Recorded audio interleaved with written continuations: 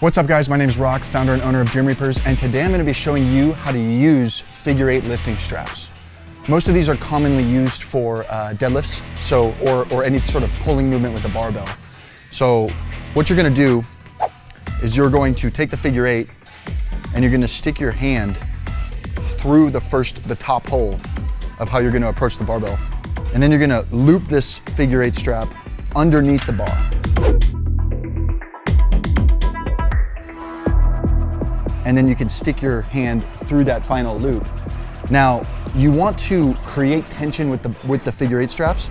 And so you want to figure out where your hand position is going to be and move the strap over so that when you figure out where your hand tension is going to be, you have tension and there's no slack lift in the strap.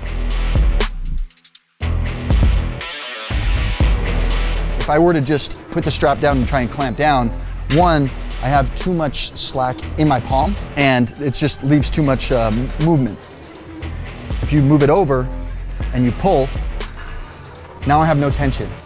Now if your straps are too big, you can always twist them to create less slack and get the tension you need.